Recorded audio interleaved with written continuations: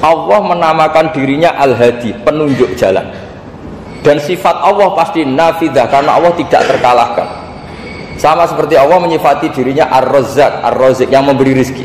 Maka orang segoblok apapun, selumpuh apapun, selemah apapun tetap dapat rizki. Sama, Allah mensifati dirinya Al-Hadi, memberi petunjuk. Maka zaman serusak apapun orang tetap dapat petunjuk. Sehingga kita tidak perlu khawatir, wah nanti zaman kalau sudah rusak nasib Islam gimana? Ya coba sekarang nasib Islam gimana? Ya baik-baik saja. Dulu ditunggoni wali songo ya banyak orang Islam, sekarang nggak usah wali songo, ditunggu dosen-dosen yang ngajar aja nunggu digaji. Kiai pidato ya ada yang beri salam tempel. Itu kalau nuruti definisi ikhlas itu tidak ada yang masuk. Tapi meskipun demikian agama juga jalan. Kenapa agama ini jalan? Karena Allah Al-Hadi, penunjuk jalan. Ketika Allah mensifati dirinya penunjuk jalan. Assalamualaikum warahmatullahi wabarakatuh. Seluruh sahabatku, sahabat Ngaus Gus Baha dimanapun Anda berada, alhamdulillah pada kesempatan ini kita bisa berjumpa lagi di channel Ngaus Gus Baha. Pada kajian kali ini mari kita simak dengan seksama, semoga menjadikan ilmu yang bermanfaat. Assalamualaikum warahmatullahi wabarakatuh. Bab seharusnya seseorang memberi manfaat kapanpun dia berada, dimanapun dia berada. Jadi kapanpun dan dimanapun dia berada. Qala Allah Ta'ala wa ja'alani mubarakan aynama kuntu. Ayna fi anni ibadihi aynama kunna.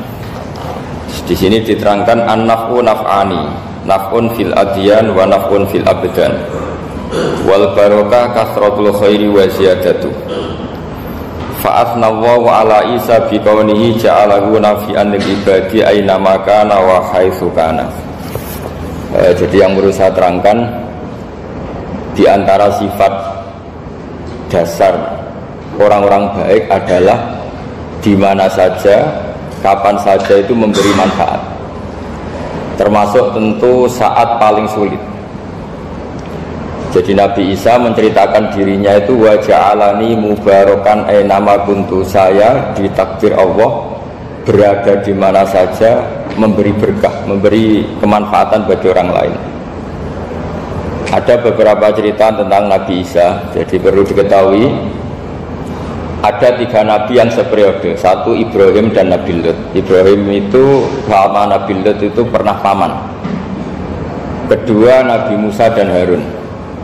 Sebetulnya yang jadi nabi itu Nabi Musa, tapi Nabi Musa karena alsak, lisannya tidak jelas, minta Nabi Harun, ya tentu minta kepada Allah supaya Nabi Harun jadikan nabi.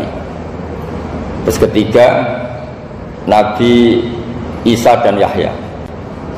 Yahya bin Zakaria, terus Isa ini pernah keponakan Zakaria. Kira-kira kalau di Jawa ya misanan antara Yahya dan Jawa Isa. Jadi ada 3 nabi yang seperiode. Tapi yang paling berkompeten, yang sederajat kira-kira seperti itu hanya Isa dan Yahya.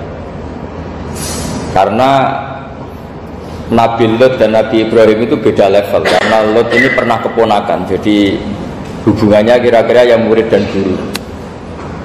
Terus Musa dan Harun itu juga nggak level, karena Nabi Harun ini jadinya Nabi itu atas permohonan Nabi Musa. Sehingga meskipun Harun itu kakaknya, tapi nggak berani bantah. Jadi Nabi Musa itu dalam cerita beliau itu alsak. Alsak itu lesannya agak kedal. Tapi ini alsak yang barokah. Jadi dulu ceritanya Musa kecil karena dia seorang nabi, beliau seorang nabi. Itu kalau melihat Fir'aun itu mantelnya bukan main. Padahal kecilnya dirawat Fir'aun. Sehingga cerita mulai kecil sudah usil. Kalau melihat Fir'aun itu ya jenggotnya dipakai mainan. Terus pokoknya nakal ya. Lama-lama Fir'aun curiga, dasar orang Israel. Nabi Musa ini turunan Israel. Lama-lama Fir'aun itu yakin kalau itu sengaja. Akhirnya Fir'aun mau membunuh Musa. Terus kata istrinya Fir'aun, Musa itu masih anak kecil. Jadi seperti itu ya bawaan anak kecil, bukan bawaan kebencian terhadap orang Kipti, orang Mesir. Kalau dalam bahasa kitab kuno Mesir itu Egypt al-Kipti, makanya disebut Maria al-Kiptiyah. Kalau orang sekarang bilang Egypt itu bahasa kunonya Mesir itu Al-Qibtiyah. Nah, memang secara bahasa Arab Mesir itu nggak mungkin, bahasa Arabnya Mesir itu nggak mungkin karena Misra itu maknanya kota. Jadi kalau kamu bilang kamu kemana, ke Misra, ke kota, lagi kota mana, ya kota Mesir, itu bisa debat kusir. Jadi ya kayak kita lah, kita sekolah di mana, di madrasah. Madrasah terjemahnya apa? Sekolah. Nah, kemudian oleh istrinya Fir'aun ya gini saja, buktikan kalau Musa itu masih anak kecil. Masyhur itu dalam cerita dikasih bara api sama apel. Sebenarnya Musa kecil ini sudah pinter mau milih apel. Sama malaikat Jibril diarahkan tangannya itu ngambil apa? Bara api terus dikunyah. Itu yang menyebabkan lisannya Musa itu alsak, agak pelak.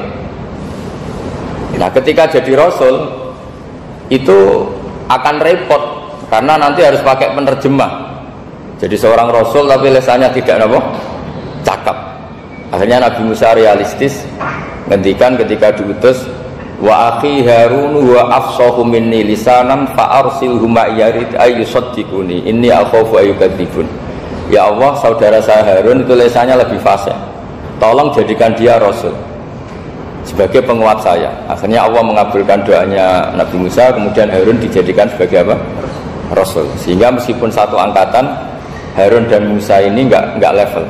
Artinya enggak level itu ya Harun yang takut Musa. Terus ketiga ini Nabi Yahya dan Nabi Isa. Ini umurnya ya seangkatan, kecerdasannya, jadi nabinya sama-sama mulai kecil. Kita tahu Nabi Yahya termasuk yang diberi khitab Allah, ya Yahya khudil kitab bi quwwah wa atainahu hukma sobiyya. Yahya berpeganglah kitab secara kuat dan dia saya kasih kenabian ketika kecil. Sama dengan Nabi Isa yang disebut wa yukallimun nasa fil mahdi wa kahla. Sehingga karena selevel, dua nabi ini menjadi figur besar dalam manhaj, dalam metode dakwah.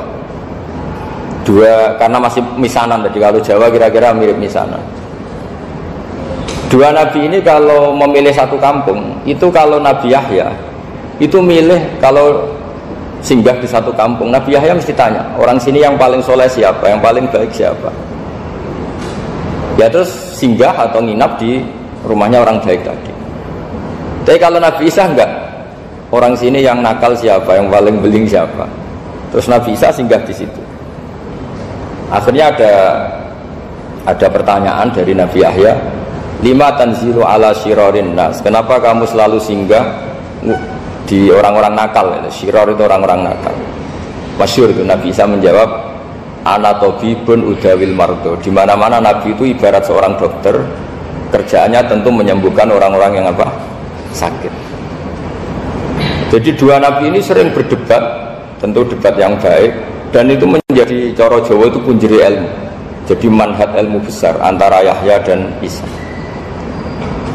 Begitu juga Nabi Yahya itu kelihatan agak rileks, panik, saking takutnya sama Allah. Kalau Nabi Isa itu rileks, pokoknya kumpul orang-orang nakal itu ya rileks. Akhirnya ada dua pertanyaan sekaligus nanti jadi dua manhaj. Kenapa kamu sering masam itu, sering kalau bahasa Arab itu abasa ya. Terus yang Nabi Yahya balik bertanya, kenapa kamu sering senyum, sering tertawa? Kenapa memangnya? Terus ka'annaka ta'manu min makrillah, kamu sering senyum kayak kami sudah terbebas dari azab Allah, dari ditegur Allah, seakan-akan kamu orang paling benar yang nggak akan salah. Nabi Isa balik tanya, sama kamu sering masam, sering merot, ka'annaka taqnatu min rahmatillah, seakan-akan kamu putus asa dari rahmatnya Allah. Sehingga kemudian itu jadi manhaj besar. Kalau terlalu senyum ya dianggap orang yang kayak nggak punya perasaan dosa gitu.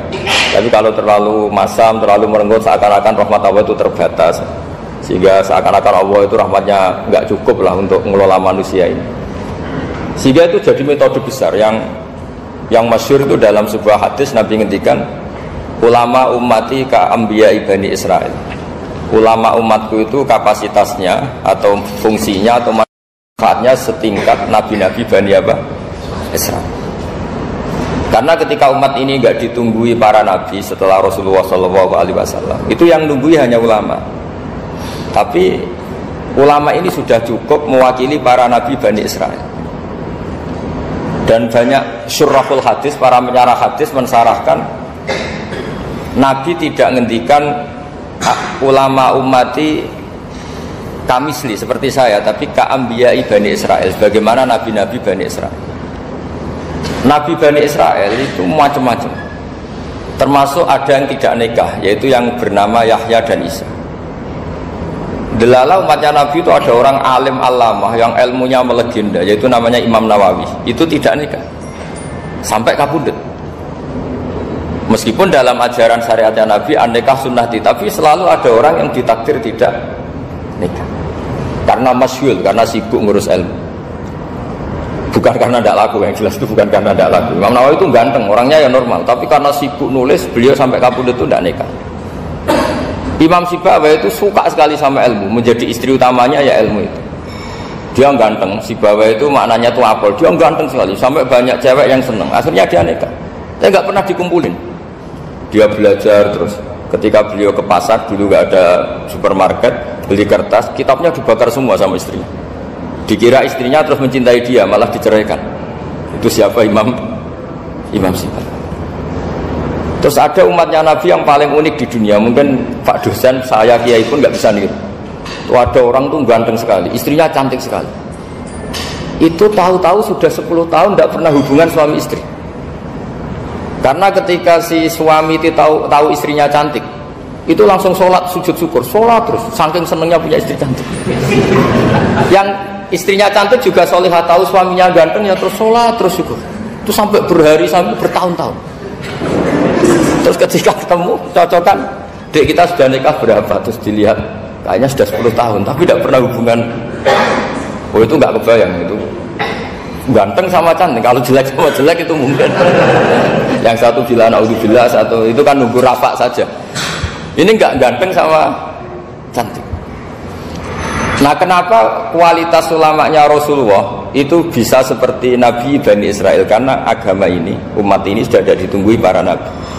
Sehingga mau tidak mau kualitas ulama, alhamdulillah barokahnya Nabi itu berkualitas kayak nabinya Bani Israel.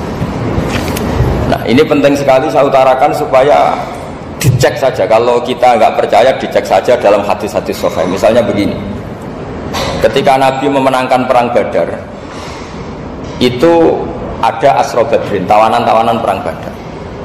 Nabi suka musyawarah, suka rembukan. Ya Abu Bakar, menurut kamu tawanan ini diapakan? Kata Abu Bakar, hum asyiratuka, mereka itu keluarga engkau, orang-orang Quraisy. Ya dibebaskan saja, pakai tebusan. Nanti uang itu kita kelola supaya jadi penguat Islam, dan orang-orang ini merasa utang jasa karena harusnya dibunuh, tapi kita bebaskan. Terus tanya, bagaimana kamu ya Umar, menurut kamu? Kata Umar, ini kan orang-orang yang dulu ingin bunuh kamu, yang ingin menghabisi jenengan, ingin dan sudah ngusir jenengan. Ya setelah ketangkap ya dibunuh, kok repot. Apa kata Rasulullah? Rasulullah spontan ngendikan, innama salaka ya Abu Bakrin kama sali Ibrahim, kamu ibarat kayak Nabi Ibrahim. Izqala faman tabi'ani fa innahu minni wa man asani fa innaka ghafurur rahim. Jadi Nabi Ibrahim itu unik, melihat umat itu sesyafakoh itu. Syafakoh itu banget sayangnya. Nabi Ibrahim cara berpikir, faman tabi'ani fa innahu minni, orang yang ikut saya ya Allah pasti golongan saya, tentu layak masuk surga. Wa man asani, orang yang mendurhakai saya, fa innaka ghafurur rahim, engkau Maha Pengampun. Bukan yang mendurhakai langsung masuk neraka, enggak, engkau Maha Pengampun. Wa masaluka ya Umar kama salin Nuh, isqala rabbi la tadzar ala ardi minal kafirina dajjara. Umar, kamu mirip Nabi Nuh, inginnya semua orang kafir dihabisin. Ya masyhur kan Nabi Nuh itu nggak ingin ada orang kafir sampai ada banjir tufan.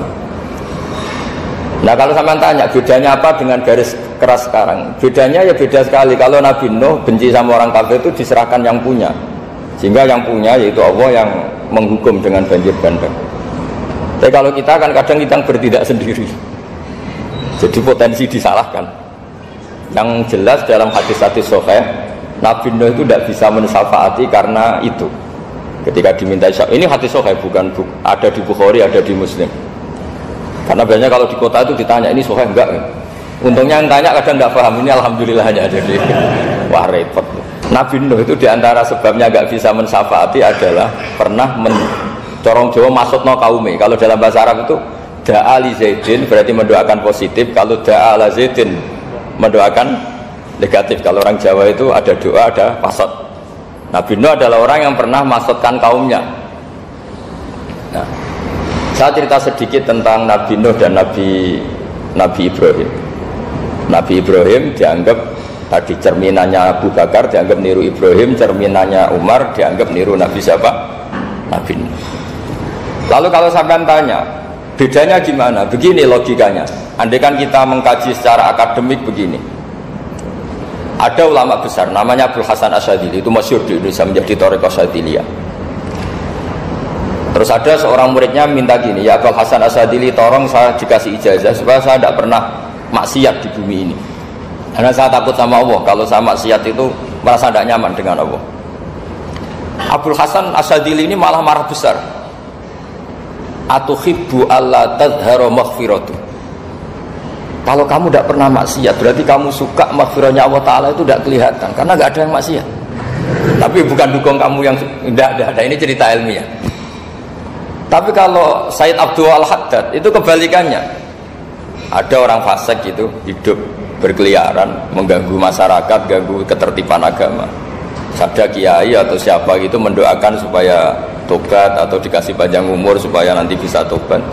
Itu beliau Sayyid Abdul Al-Haddad marah besar. Man da'a li fasikin bil baqa faqad ahabba ayyusawahu fi ardi. Orang yang mendoakan orang fasik hidup berarti dia suka Allah dimaksiati di buminya. Jadi akhirnya jadi kutub besar, yang satu Sadziliyah, yang satu Haddadiyah. Kenapa ya? Karena tadi yang satu cerminan Nabi Isa, yang satu cerminan Nabi Yahya. Sebagaimana sabda Rasulullah tadi, ulama ummati ka anbiya'i bani Israil. Juga masyhur dalam aplikasi pengajaran juga gitu. Masyhur sekali dalam kitab-kitab diceritakan. Kalau Sayyid Abdul Al-Haddad, kalau ada orang sowan itu, kamu ngaji sama siapa? Sama si A gitu. Pernah nangis gak pas ngajar? Gak pernah. Udah gak terus, gak usah diterusin ngaji orang seperti itu. Hatinya atas ya, wong orang iso nangis gitu. Tapi kalau Abdul Hasan Asyadzili kebalikan. Kamu ngaji sama siapa? Sama si A gitu. Pernah tertawa enggak kalau ngaji? Enggak pernah. Sudah, enggak usah ngaji sama orang itu. Orang enggak bisa syukur. Jadi itu manhaj besar. Nah akhirnya orang-orang kayak kita ini enggak jelas semua. Nangis ya bisa, syukur, guyu ya bisa. Cuma celakanya kalau kita nangis karena tidak punya uang, kalau guyu karena punya uang, itu masalahnya. Tapi kalau wali-wali dulu enggak. Kalau senyum ya karena saking yakin rahmatnya Allah itu wasiat rahmatu. Kalau nangis ya karena takut azabnya Allah. Kalau kita kan enggak, sangat-sangat materialistik. Ini yang membedakan kita. Sebenarnya nangis dan senyum itu satu keharusan, karena Allah punya madharul jalal. Ketika Allah dengan sifat keagungannya, maka kita ini coro Jawa serako bersenyum. Tapi Allah itu kadang sebagai madharul jamal, adanya satu keasikan. Sehingga yang merengut itu yang salah. Makanya dalam ilmu tasawuf, kutub wali itu hanya dua. Allah dengan madharul jalal, dengan Allah yang madharul jamal. Contoh madharul jalal misalnya gini. Ketika Nabi Musa ingin melihat Allah, saking kangennya ingin melihat Allah, Rabbi arini anzur ilaik, ya Allah saya beri hak untuk melihat engkau. Allah dengan jalalnya gini, Allah itu qadim, superior. Tentu gak layak tersentuh barang hadis itu makhluk. Sehingga ketika falam mata jalla rabbuhu lil jabali ja'alahu dakka wa kharra Musa sa'iqa. Sehingga enggak levelnya, apapun hebatnya Nabi ini tetap makhluk, sementara Allah itu qadim. Enggak kuat. Makhluk yang fana ini, yang profan ini enggak kuat. Enggak kuat menampung zat yang qadim, yang superior, sehingga gunung pun hancur. Nabi Musa pingsan. Tapi ketika Allah dengan madharul jamal itu Allah dengan keindahannya, dengan kasih sayangnya, memberi hak makhluknya untuk melihat. Nah, di sini ini Allah sering ngendikan wujuhu yauma idzin nadhirah ila rabbiha nadhirah. Nanti ada wajah-wajah yang di surga itu melihat saya, kata Allah. Tapi apakah betul melihat kayak saya melihat dosen, melihat Pak Rektor, melihat teman-teman, itu tidak bisa. Karena Allah itu qadim, sehingga meskipun manusia ahlul jannah melihat Allah, tetap Allah ngendikan la tudrikuhul absar wa huwa yudrikul absar. Karena Allah dibalik jamalnya ya punya jalal, dibalik jalalnya juga punya jamal. Sehingga selalu di Quran itu diulang beberapa kali supaya proporsional. Nah, kenapa ahli sunnah tetap berkeyakinan Allah bisa dilihat? Logikanya begini, fa inna kulla maujudin yasihu ayyura. Allah itu zat yang nyata-nyata wujud dan punya eksistensi. Di mana-mana sesuatu yang wujud itu layak untuk bisa dilihat. Lalu pertanyaannya gini, kenapa kita tidak bisa melihat sekarang kok nunggu di akhirat? Karena mata kita sekarang itu profan, fana. Sementara kita setelah di surga, tubuh kita didesain abadi. Ya, saya ulang lagi ya, setelah kita di surga, semua fisik kita ini didesain abadi. Tentu karena desainnya sudah abadi, layak melihat zat yang abadi. Tapi pertanyaannya, kenapa tidak bisa ikhatoh, tidak bisa melihat sampai faham, la tudrikul absar? Karena abadi kita itu diabadikan. Sebagaimana surga abadinya diabadikan, neraka ya diabadikan. Sementara Allah abadi dengan dirinya sendiri, yaitu Al-Qayyum, atau dalam bahasa ngajinya qiyamuhu binafsi. Nah, lalu pertanyaan, makanya Mu'tazilah itu menentang betul kalau orang di surga bisa melihat Allah. Cara berpikir Mu'tazilah, melihat itu artinya yang dilihat ada arahnya, sementara Allah terbebas dari arah. Tapi kata ahli sunnah, cara berpikir tidak seperti itu. Melihat itu pokoknya tahu. Nah, tahu karena mata itu karena kita ditakdir tahu itu karena mata. Sebetulnya yang menjadikan tahu itu tidak mata. Ya kalau tahu ya tahu saja, bukan harus pakai mata. Itu cara berpikir ahli sunnah wal jamaah. Jadi Sabri ya, bocoran ya. Kenapa mazhab ahli sunnah itu yang dipilih oleh banyak mayoritas di dunia, jumhur itu. Ahli sunnah itu dianggap pikirannya lebih orisinil. Misalnya ahli sunnah kalau ditanya, kenapa kamu melihat? Ya melihat saja. Kenapa kamu mendengar? Ya mendengar saja. Kesannya itu tidak rasional, kayak orang yang nggak pinter itu. Tapi sebetulnya itu yang benar. Jadi cara berpikir ahli sunnah itu melihat itu menjadi tahu. Menjadi tahu itu bisa karena mendengar, bisa karena melihat, bisa karena dikasih tahu, bisa karena bersentuhan. Sebab itu di Quran itu ada ayat ala ya'lamu man khalaqa, bukankah zat yang menciptakan itu menjadi tahu. Sehingga kenapa Allah itu selalu tahu? Karena Allah yang menciptakan. Kalau kamu tahu karena mata, sekali itu jauh, maka kamu tidak melihat. Atau kamu sekarang buta, kamu tidak melihat. Atau tertutupi barang itu, maka kamu tidak melihat. Tapi kalau kamu tahu karena kamu menciptakan, maka akan melihat terus. Misalnya saya ini tukang batu. Saya ingat betul ketika saya bangun Monas, itu pulpen saya tak tanam di dalam Monas. Saya ingat betul kalau pulpen saya warnanya putih, tak tanam di Monas 2 meter dari pondasi. Setelah saya pulang ke Jogja ditanya, di dalam Monas ada apa? Ada pulpen, posisinya 2 meter dari pondasi. Kenapa saya tahu? Karena saya yang menciptakan. Nah, karena menciptakan ini sehingga tahu saya akan terus menerus.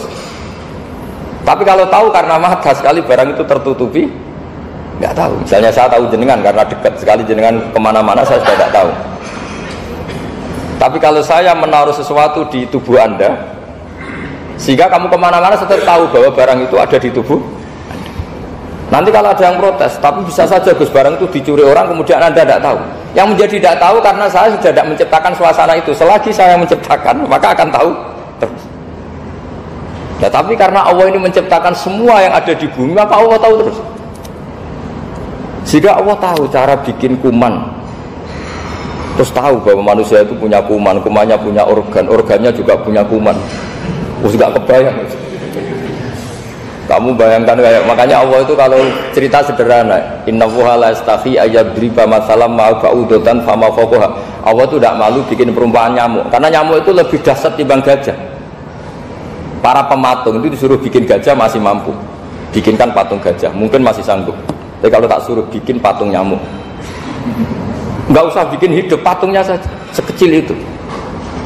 Padahal nyamuk kecil itu punya organ tubuh. Lalu bikinnya organ tubuh nyamuk itu kayak apa sih? Organnya punya kuman, kumannya punya organ, organnya juga punya kuman. Sehingga orang-orang alim itu baca nyamuk itu lebih jadi ayat Allah ketimbang melihat dinosaurus.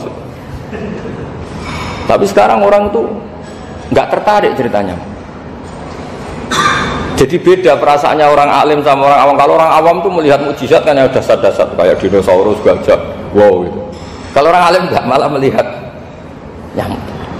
Nah, kealiman seperti itu terjaga di umatnya Muhammad, di umatnya Rasulullah Muhammad SAW. Karena ketika umat ini nggak ditunggui para nabi, itu Allah menjamin Muhammad, ulama umatmu nanti punya kemampuan seperti nabi. Tentu tidak dalam keutamaan ya, keutamaan tentu nggak sekelas sama nabi. Kenapa itu terjadi? Karena tadi para nabi ini mewakili sekian karakter. Kalau kita sangat mencintai Indonesia, maka kita akan tegas siapapun yang ingin menghancurkan Indonesia. Itu kira-kira cerminan Nabi Nuh. Kalau kita sangat mencintai Allah, maka kita akan benci sebenci-bencinya sama orang yang mendurhakai Allah. Tapi masalahnya Allah yang kita cintai itu memaklumatkan diri kalau bersifat Ghafur, pengampun.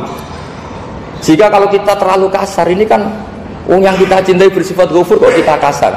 Di sini Nabi Ibrahim, beliau sangat mantau sekali sama yang durhaka sama Allah. Tapi kalau mau mantau gimana? Zat yang mengajarkan itu bersifat Ghafur. Maka kita mau tidak mau, makanya ada riwayat mengatakan takhallaku bi akhlaqillah, kamu bertata krama kayak akhlaknya Allah. Akhirnya ya sudah, kita mau apa coba? Kira-kira kalau kamu mencintai seseorang, itu potensinya kan dua, protektif. Ada telepon, itu dari siapa? Cewek atau cowok? Protektif. Itu bukti cinta atau bukti suudon? Kan tidak tahu. Tapi misalnya kamu cinta perempuan terus WA-an sama lelaki gak apa-apa, jalan sama lelaki gak apa-apa, sama masa lalunya pacarnya juga gak apa-apa. Itu cinta apa pembiaran? Kan sama-sama gak jelas. Nah kira-kira mencintai Allah itu kira-kira analoginya seperti itu. Kalau yang satu protektif, Allah harus zat satu-satunya yang disembah, nggak boleh didurhakai, nggak boleh dikhianati, sehingga ini sangat keras sekali. Nah, ini Nabi Nuh. Di sini ada Nabi Ibrahim, karena orang yang zat yang kita cintai bersifat Ghafur. Jika kalau kita terlalu tegas, beda dengan sifatnya Allah yang bersifat Ghafur. Nah umatnya Nabi seperti itu mulai dulu. Ada yang moderat, ada yang keras, ada yang setengah keras, setengah moderat. Ada yang ngambil sikap, oh udah mangan turu, sementara mati. Nah, itu lebih baik itu timbang punya istihad tapi gak jelas, mendingan. Itu ada riwayatnya. Suatu saat ibadah akhir umatku terbaik adalah tidur. Maksudnya tidur itu gak ngambil sikap, masyhur itu. Saya beri riwayat yang ada di Bukhari Muslim. Satakunu fitanun al-qa'id fiha khairun al-qa'im wal-qa'in fiha khairun al-masi wal-masi fiha khairun nasai. Nanti di akhir zaman itu banyak fitnah, kata Rasulullah. Yang duduk lebih baik ketimbang yang berdiri, yang berdiri lebih baik ketimbang yang jalan biasa lebih baik ketimbang yang jalan bergegas. Man tasyarrafa laha tastasrifu. Fitnah itu adalah siapa yang terlibat maka akan semakin parah. Sehingga semenjak itu ulama berpikir nanti di akhir zaman kalau ada fitnah itu sebaiknya orang ngambil sikap sepasif-pasifnya, secuek-cueknya. Jadi semua syurahul hadis sepakat makna hadis ini apa? Orang disuruh sikap secuek-cuek. Misalnya pilihan presiden, contoh kecil pilihan presiden. Mungkin para intelektual nggak merasa, tapi kalau ulama itu cara berpikir beda. Pilihan presiden, kamu fanatik milih A, yang satu fanatik milih B, ya presiden atau bupati atau gubernur. Terus yang satu bilang gini, wah kalau nggak di presideni A, nggak di bupati A, nggak di gubernuri A, negara ini rusak. Mungkin betul dari segi jejak rekamnya A ini bagus. Tapi pertanyaannya secara tauhid, bagaimana Anda menggantungkan kesejahteraan sama makhluk? Kamu nggak pernah terusik begitu kan para intelektual? Melukai. Bagaimana mungkin Anda menggantungkan kesejahteraan dengan seorang makhluk? Wah kalau di presiden A pasti Indonesia makmur, kalau bupati A pasti Sleman makmur, pasti Bantul makmur. Bagaimana mungkin makhluk yang sedang soleh kamu pastikan selalu soleh? Wong dia makhluk bisa berubah. Sementara yang B misalnya fasik, wah kalau dipimpin B pasti rusak negara. Bagaimana kamu pastikan B yang fasik selalu fasik? Dia saja dia husnul khotimah. Yang fasik pas mimpin jadi soleh, yang soleh pas mimpin jadi fasik. Akhirnya ulama karena tahu sifat kendali di tangan Allah, sikapnya nggak jelas. Saya ini termasuk orang yang terkenal nggak jelas. Karena kalau ditanya, Gus sampai pilih presiden mana, bakti mana? Sanut pengeran sing dadi aku loyal. Wah, Anut pangeran yo kacau. Wah, kowe kacau menan anut pangeran kan. Ini kan sudah agak sambung karena pikirannya ulama memang enggak beda, cara berpikir ulama itu beda. Bahkan bapak saya itu kalau didik saya itu begini. Kalau meseli saya atau ngirim saya dulu itu kan pakai mesel. Ini uang kamu 500.000 untuk kamu. Mesti ditambahi 100.000 ini untuk buat jajan sama teman-teman. Mesti ada uang pokok, ada uang sodako. Dulu saya sering tanya, kenapa bapak sangat menghormati teman-teman saya? Kata bapak, aku mondok, aku raiso nyukupi, sing iso nyukupi ya konco-konco. Ternyata betul, rata-rata anak kuliah atau anak mondok, uang pribadinya kan 8 hari dari dikirim sudah habis. Berarti kan masih 22 hari kok bisa hidup, itu kan barokahnya teman-teman itu. Malah yang agak beling itu 1 hari sudah habis, berarti ada 29 yang bergantung sana sini. Sehingga Nabi dulu cara ngedikan itu unik. Kata Nabi, da'un nasa yarzuqu wahu ba'duhum ba'duh. Manusa barnawa, engko saling memberi rezeki. Ketika ada kolab, Medina itu pernah kolab, terus sekarang pernah defisit itu. Beberapa pakar ekonomi datang ke Rasulullah, ya Rasulullah, sa'ir, tolong dikasih harga standar. Tapi apa jawabannya Nabi? La tusairu fa inna Allaha huwal musair. Kamu jangan kasih harga, Allah sendiri yang menentukan harga itu. Terus kata Nabi, kenapa engkau begitu ya Rasulullah? Ini negara harus ditentukan harga karena gini-gini. Kata Nabi, saya tidak ingin ketemu Allah dalam keadaan dolim. Tapi ini tentu di teori ilmu modern ini masalah. Tapi menurut orang modern. Tapi kalau menurut ilmu hakikat itu nggak akan masalah. Misalnya, kenapa Nabi tidak menentukan harga dalam keadaan negara seperti itu? Jawabannya pakar-pakar hakikat. Ya saya ulang lagi, pakar-pakar hakikat. Begini, misalnya ada orang menimbun supaya nanti harganya mahal. Ya. Terus ditimbun terus sampai nunggu harganya mahal. Lama-lama dia sadar kalau timbunannya nggak ada gunanya karena ternyata orang nggak beli. Nah, ketika orang tidak punya kemampuan beli, yang menimbun juga tidak punya uang. Nah, tapi kalau sampean tanya, tapi Gus nak tuku barang pokok kan kita mati karena kehabisan stok. Itu masalah tauhid Anda. Bagaimana mungkin kamu membayangkan seorang makhluk tidak bisa hidup atau tidak dapat rezeki? Nabi itu orang yang sampai ke derajat hakikat, dari tidak pernah bayangkan gitu. Saleh sampean jadi orang yang tauhidnya masalah. Sehingga terus bayangkan, wah kalau negara ini chaos, wah kita makan apa? Kalau negara gak stabil, wah kita gimana? Itu tidak bisa seperti itu. Dulu ketika kita dijajah Belanda, itu kiai-kiai kita, Mbah Hasyim Asy'ari, Mbah Ahmad Dahlan, mondoknya di Mekah. Sampai alim alamah, 2 beliau, Mbah Hasyim sama Mbah Ahmad Dahlan itu ngajinya sama-sama Syekh Khotib Minangkabau. Cuma Mbah Hasyim lebih menekuni ke Syekh Mahfud Termas, yang satu menekuni Syekh Khotib Minangkabau. Jadi 2 beliau itu ngaji di guru yang sama. Mbah saya, buyut saya itu ya sudah mondok Mekah. Itu zaman dijajah Belanda. Sekarang kita agak dijajah, nggak mondok di sana. Buyut saya itu zaman itu sudah haji. Buyut kelima saya itu dulu kalau ingin cari tempat yang teduh itu masuk ke gua. Itu masuk gua itu hanya kepalanya saja, kakinya masih di luar. Karena gua di Arab tidak seperti gua di sini. Kalau gua di sini kan orang bisa masuk semua. Kalau gua Arab kan hanya celah-celah batu-batu besar. Sehingga ketika Rasulullah hijrah ke Madinah, singgah di Gua Sur, kata Abu Bakar gimana? Andai kan ada orang kafir di depan gua, kata Abu Bakar gimana? Andai kan mereka melihat kakinya pasti melihat kita. Karena gua di sana itu satu tubuh tidak bisa masuk penuh. Kalau gua di sini kan ada yang mobil saja bisa masuk. Lah itu mbak saya kalau mau istirahat itu masuk gua, separuh badan di dalam gua, separuhnya masih di luar. Nah sekarang terus kita bilang, wah kalau kita negara tidak stabil kita haji kemana? Dulu zaman dijajah Belanda kita bisa haji. Soal kebahagiaan, nenek moyang pulau jenengan tuh anaknya banyak. Dijajah Belanda, jajah Jepang ya nyatanya anaknya banyak-banyak. Itu kira-kira bahagia apa enggak? Nah artinya gini ya, tentu kita tidak ingin dijajah itu tentu ya. Tapi kita ini selalu latah. Wah kalau ekonomi jatuh kita makan apa? Kalau kita dijajah kita tidak perlu seperti itu. Rahmatnya Allah Ta'ala itu akan adrokatna. Rahmatnya Allah Ta'ala akan menemukan kita. Apapun kondisi kita, apapun keadaan kita. Ini cara berpikir tauhid. Sehingga Nabi itu tidak pernah bayangkan umatku narata tunggoni piye. ditunggoni Allah. Sehingga masyhur dalam hadis-hadis sahih, la tazalu ta'ifatun min ummati dzahirina 'alal haq la yadurruhum man khadalahum wala man khalafahum wala man nawa'ahum. Selalu di umatku ada kelompok-kelompok yang selalu membela kebenaran dan tidak akan terkalahkan oleh kesesatan di akhir zaman. Kenapa?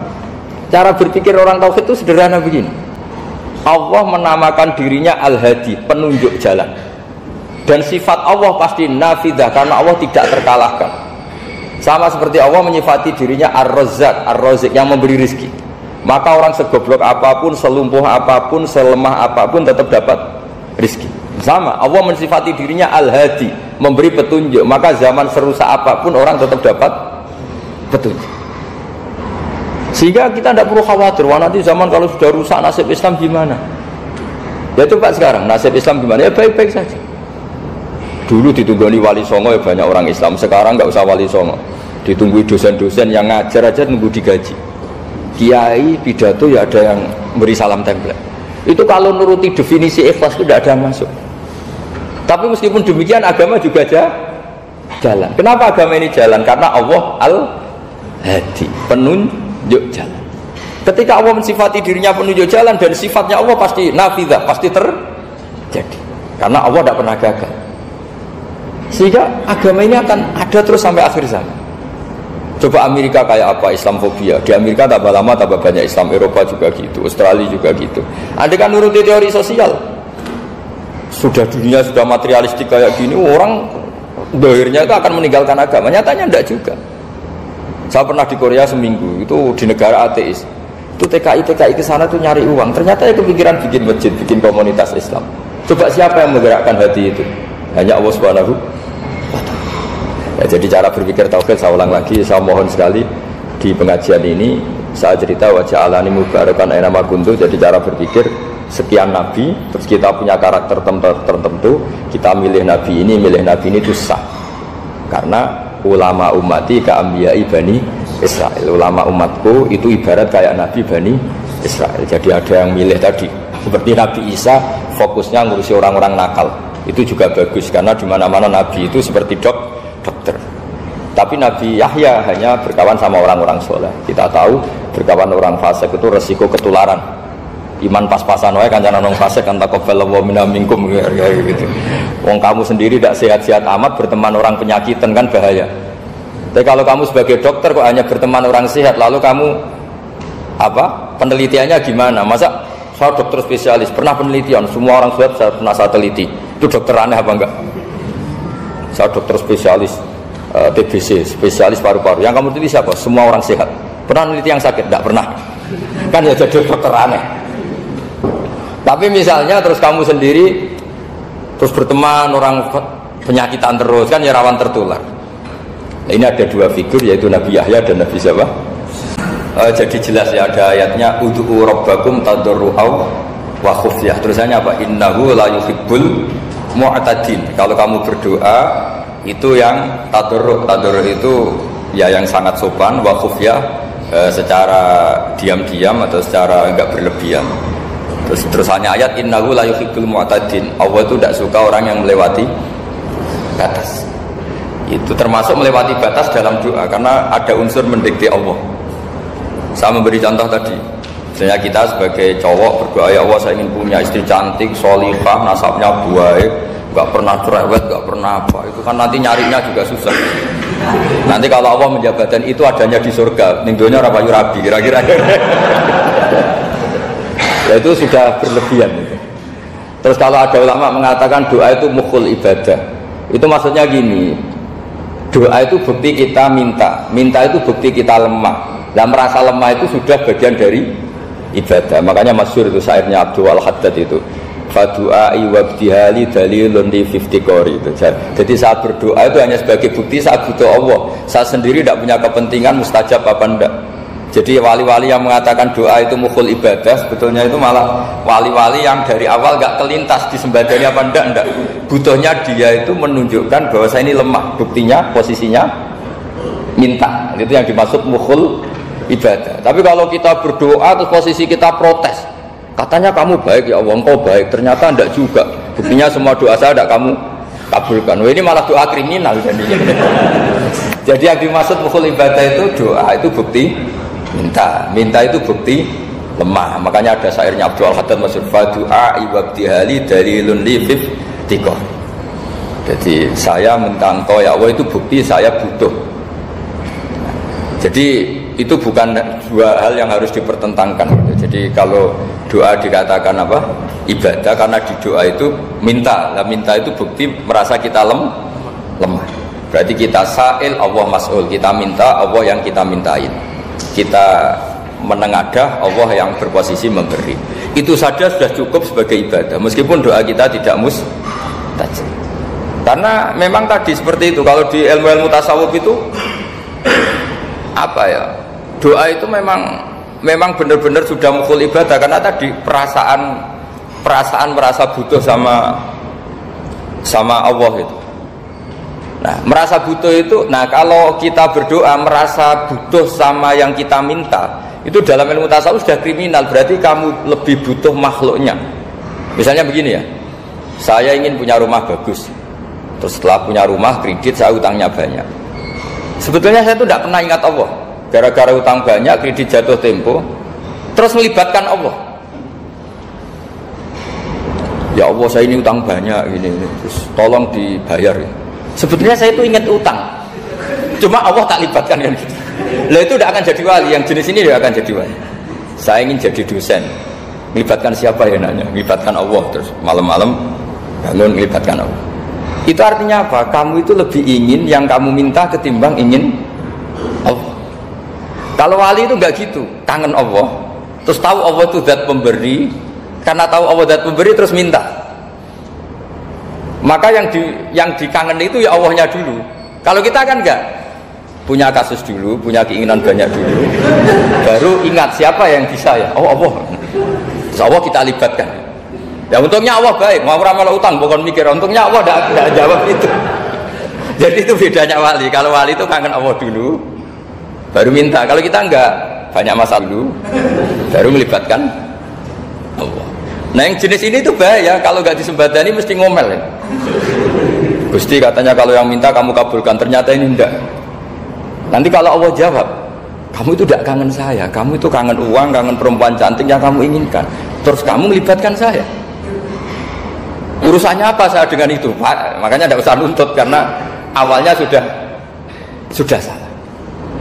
Ya saya kira itu ya. Jadi ada ayat apa? Ud'u rabbakum tadarru'aw wa khufyah. Terusannya apa? Innahu la yuhibbul mu'tadin. Itu di semua tafsir dikatakan Allah enggak suka orang yang berlebihan dalam doa. Berlebihan tadi, misalnya minta sesuatu yang terlalu besar, atau permintaan kemarin saja lanu addi syukroh, kita tidak bisa memenuhi mensyukuri, sudah minta lagi. Misalnya seorang jomblo, targetnya kan asal payu nikah, tapi setelah nikah bayangkan istrinya solihah, tidak cerewet, itu kan berlebihan. Hilang status jomblo saja belum kamu syukuri kok sudah minta macam-macam. Jadi harusnya kan syukur dulu ya. Sekedar laku nikah ini kan ada syukur yang harus, seperti jadi dosen juga gitu. Sekedar jadi dosen harus kita syukuri dulu, karena menjadi kita tidak nganggur. Itu kan satu harkat sosial yang luar biasa. Jangan tahu-tahu sudah hari kedua cari intensif, cari ini itu, syukurnya aja belum sudah kemana-mana. Lah itu sudah mu'tadin, sudah melebihi apa? Batas. Ya saya kira demikian. Alhamdulillahirabbil alamin. Seluruh teman-teman subscriber Ngaus Gus Baha, telah kita ikuti bersama pengawasan beliau. Semoga seluruh yang beliau sampaikan menjadikan ilmu yang bermanfaat bagi kita semua. Amin ya rabbal alamin.